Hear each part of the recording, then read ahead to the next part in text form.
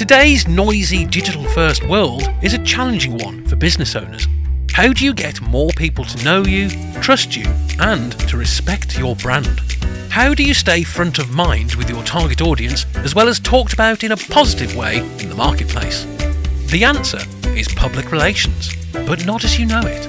Get ready to unlock the potential of your business through the power of PR, content, and digital communications. Get ready to become your own PR machine. G'day, my name is Trevor Young and welcome to the Become Your Own PR Machine podcast. Great to have your company. Now, owned media, content, these are big pillars of what we talk about here on the show. And today I want to focus on a model that I created, I reckon, at least a decade ago, and it's been one of, I reckon, the most educational tool or the most useful educational tool that I use with clients. Now, I had a terrific discussion just the other day with a coaching client. He's the owner of a thriving service-based business of around 15 people, and one thing he got a lot out of was my content buckets model. Now, this is something, as I said, I've been working on for a number of years, refining, and I find it a really useful tool when it comes to breaking down the types of content that we use in our business. Now, while it's important to ensure that our content is focused and relevant for the audience, always, but it's also critical that we keep things fresh and interesting. And that's where the buckets come into play. And when I say fresh and interesting, not just for the audience and the people who are going to consume our content, whether it's podcasts, text, blogs, articles, newsletters, videos, but also keep it interesting for us. Because if you're going to be out there, you're running a business and you're whether it's a business, as I said with my client, he's got 15 staff and it's a thriving, growing business, or you run you're a solopreneur and you run a one-person business. As we know, if you're listening to this, creating content is a critical component of your overall PR and digital communications efforts. And if you're going to get in the trenches, it's really important to keep things interesting and fresh for your good self. Now, there are four buckets in this content buckets model, and they are utility content, leadership content, human content, and what I call brand content. So let's unpack them a little bit. So let's start with utility content. This is content that's educative. It's often how-to information, self-serve information. This is content that addresses people's challenges, their needs, their pain points, relevant to your expertise. Now, it fills in informational gaps people might have about your product or service offering, or it might be, bigger content around your industry. And again, people have informational gaps. So this is classic content marketing. When you hear and read and listen to the, in air quotes, the content marketing gurus, this is the content that is their default. Because no one ever went wrong being useful and helpful, right? I mean, no one ever went wrong using content to help people, clients, prospective clients and customers with an issue or a challenge or a problem or a pain point that or an information gap that they might have. And if you can be the provider of that and create and distribute that content in a way that's open, transparent, useful, helpful, you're in a pretty good spot. And for me, it's utility content is the best place to start. Working with another client at the moment, again, they got 15 staff, so a lot of my clients tend to be around the 15 staff mark, which is interesting. Or they're smaller, 5 and above, and not much in between 5 and 15, which is interesting. And a lot of this particular client, I asked them to go away and think about, as a starting point for their content, we've created our avatars, but now 3 very distinct target audience groups that we're looking at. And then we're looking at, okay, go away, talk to the people on the front line of the business who are talking to the clients all the time, and what are their challenges, pain points, the issues that they have, the roadblocks that, we might be able to help them with through the provision of timely and relevant content. And so they've come back with an amazing spreadsheet, and they've got about, 30 different pain points. So that gives us a lot of content to start. That gives us almost a year's worth to really dig into and keep going. So it's a really good, easy place to start. A great example I like giving is a guy called Andy Crestodina. He's one of the directors of Orbit Media Studios. It's a Chicago digital marketing agency.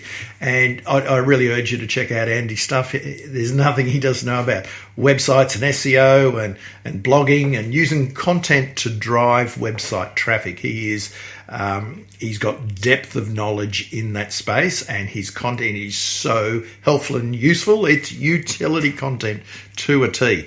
Then we have leadership content. Now, leadership content is a little bit different in as much as it's inspiring people to think bigger. It's thought-provoking. It could it's bigger picture themes.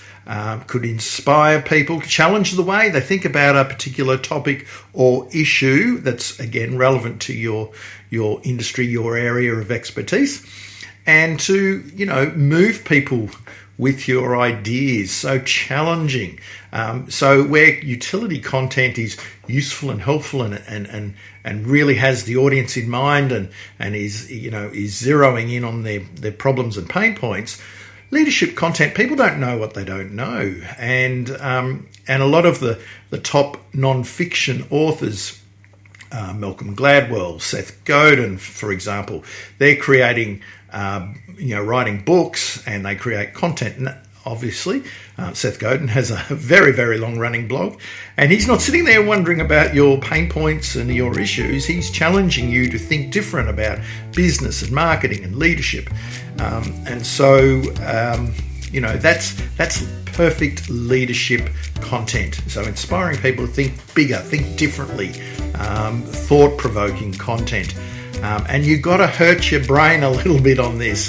This is about original thinking, original ideas, exploring ideas in public, and that scares a lot of people, and that's why there's not that many good thought leaders out there. So leadership content is where the thought leader plays. Utility content is where the bona fide domain expert, the professional subject matter expert, that they play in that arena as well. Doesn't mean you can't combine the two, but people tend to fall one way or the other. Just a couple of other examples of leadership content. Mark Schaefer, he runs a terrific blog called Businesses Grow, is his blog. Check him out. He's always pushing forward with his thinking and his ideas, and he too has books that extrapolate out on those ideas after he's blogged about them for a while. Wes Kao is another one. She's a marketing executive, entrepreneur and advisor. She was a co-founder of Maven. This is an education company that's served over 20,000 students and thousands of experts. So she talks about marketing and teaching. There's a number of areas that Wes plays in, and in the content marketing sandpit.